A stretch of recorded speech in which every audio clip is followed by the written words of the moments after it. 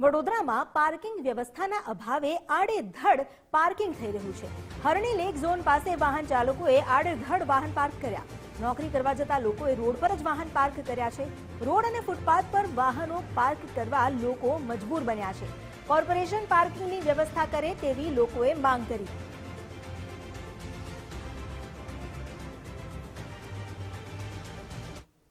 વડોદરા શહેરમાં યોગ્ય પાર્કિંગ વ્યવસ્થા ન હોવાને કારણે વાહન ચાલકો છે તે આડેધડ પાર્કિંગ કરવા માટે મજબૂર બન્યા છે।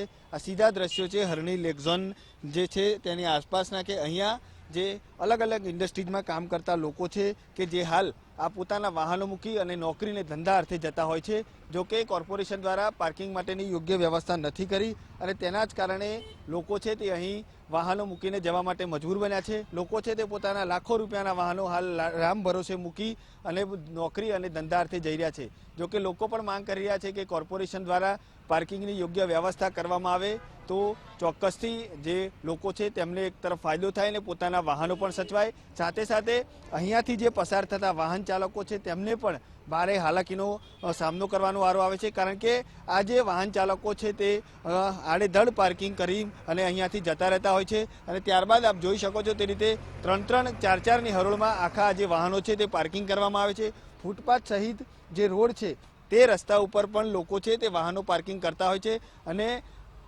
હાલોલથી વડોદરા શહેરમાં પ્રવેશવાનો બાદ મુખ્ય રસ્તો છે કે આ હરણી લેક ઝોનનો કે જ્યાં લોકો છે તે આડેધડ વાહનો પાર્કિંગ કરતા હોય છે। લોકો માંગ કરી રહ્યા છે કે નજીવા દરે પણ જો કોર્પોરેશન યોગ્ય પાર્કિંગની જો સુવિધા આપે તો આ રીતે લોકો છે તે આડેધડ પાર્કિંગ ન કરે, પરંતુ ક્યાંક ને ક્યાંક સ્માર્ટ સિટી દ્વારા અનેક વખત પાર્કિંગની પોલિસી બનાવવામાં આવી, પરંતુ આ પાર્કિંગની પોલિસી છે તે કાગળ પર જ હોય તેવું સ્પષ્ટપણે લાગી રહ્યું છે। અને હાલ આ તો હરણી લેક ઝોન વિસ્તારના દ્રશ્યો છે, પરંતુ અલગ અલગ વિસ્તારમાં પણ આ જ પ્રકારની છે કે જે રીતે વાહનો છે તે ક્યાંક ને ક્યાંક ફૂટપાથ પર જ લોકો પાર્કિંગ કરતા હોય છે અને તેના કારણે લોકોના જે વાહનો છે તેમને પણ ભારે નુકસાન થતું હોય છે। સાથે સાથે ફૂટપાથનો જે ચાલતા જતા લોકો છે તે ઉપયોગ નથી કરી શકતા, તેને લઈને સામાન્ય નાગરિક હોય, વાહન ચાલક હોય, તમામ લોકોને હાલ હેરાન થવાનો વારો આવે છે। કેમેરામેન ડીકે સોલંકી સાથે અલ્પેશ સુતાર, ગુજરાત ફર્સ્ટ, વડોદરા।